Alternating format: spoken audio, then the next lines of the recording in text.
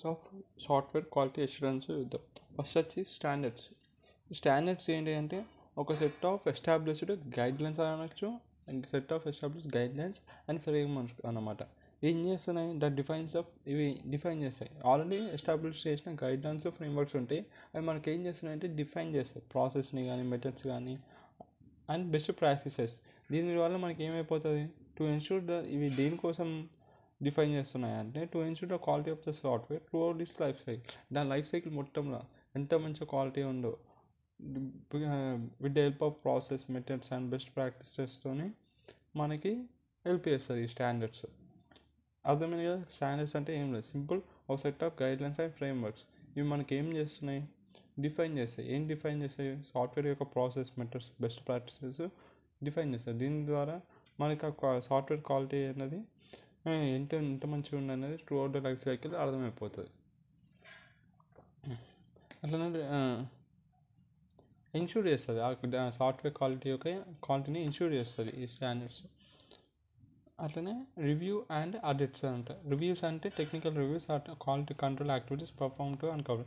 ఏవైతే uncover errors ఉంటాయి కదా, ముందు మిస్ అయిపోయిన ఎర్రర్స్ అన్ని అన్కవర్ ఎర్రర్స్ అన్ని ఈ రివ్యూ పార్ట్లో వెళ్ళిపోతాయి. ఇంకొకటి తర్వాత ఆడిట్స్ అంటే this type of review perform to ensure the quality guidelines. అవి ఏదైతే క్వాలిటీ గైడ్లైన్స్ ఉన్నాయో అవి కరెక్ట్గా ఫాలో చేసిండ్రు, కరెక్ట్ వాడుతున్నారా, అకార్డింగ్ టు క్వాలిటీ గైడ్లైన్సే వీళ్ళు తయారు చేసిండ్రు అని చెప్పేది audits. Audits type of review perform to ensure that ఏదైతే క్వాలిటీ ఏం ఎన్షూర్ చేస్తాయి ఇవి ఆడిట్స్ మనకి quality guidelines are be followed, correct quality guidelines follow అయినరా ఫర్ సాఫ్ట్వేర్ ఇంజనీరింగ్ వరకు కరెక్ట్ గైడ్లైన్స్ వాడినరా అనేసి ఉంటుంది.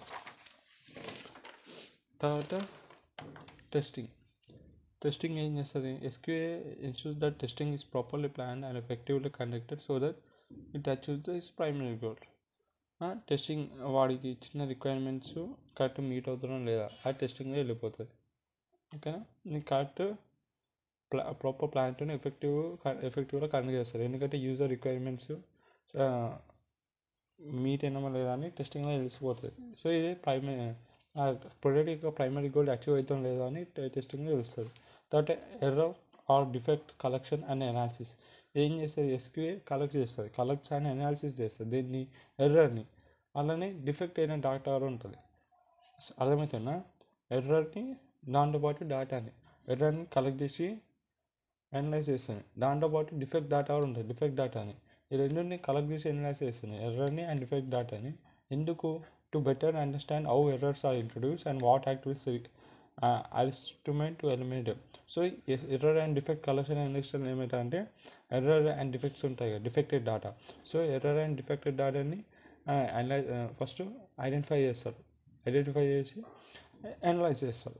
అనాలిసిస్ చేసిన తర్వాత ఎందుకు అనలైజ్ చేస్తుందంటే ఇంకా మంచిగా అర్థమవుతుంది అసలు ఆ ఎర్రర్ ఎక్కడి నుంచి వచ్చినా ఎందుకు వచ్చింది అని అర్థం చేసుకొని ఆ ఎర్రర్ని పోవడానికి ఏమైతే యాక్టివిటీస్ కావాలో ఆ యాక్టివిటీస్ని పెట్టేసి ఆ ఎర్రర్స్ని ఎలిమినేట్ చేస్తారు.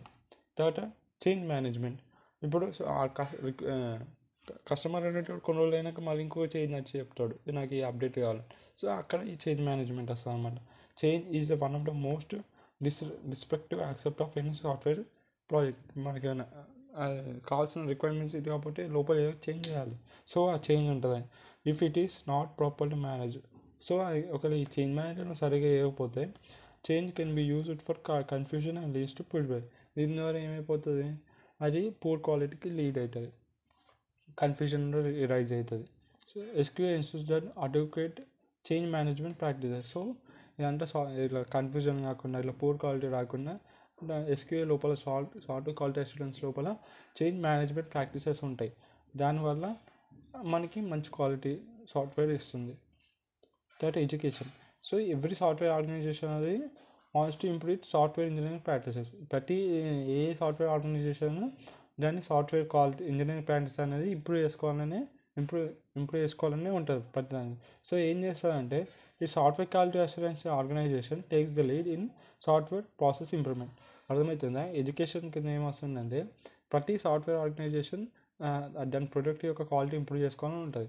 సో దానికోసం SQA మన లీడ్ ఒక అడుగు ముందుకేసి సాఫ్ట్వేర్ ప్రాసెస్ ఇంప్రూవ్మెంట్కి తీసుకుంటుంది, టేక్ ఓవర్ చేస్తుంది. సరే నేను చూసుకుంటలే అనేసి స్క్రీన్ షాట్ తీసుకోండి కావాలంటే. Okay, next security manage. SQA ensure చేస్తాం మనకి that appropriate process and technologies are used to achieve the software security. లోపల ఆ సాఫ్ట్వేర్ సెక్యూరిటీ అచీవ్ చేయడానికి కరెక్ట్ ప్రాసెస్ అండ్ టెక్నాలజీస్ వాడిండో ఇక్కడ సెక్యూరిటీ మేనేజ్మెంట్లో తెలిసిపోతుంది. తర్వాత safety. SQA is responsible assessing the impact of software failure and for initiating those steps required to reduce the risk.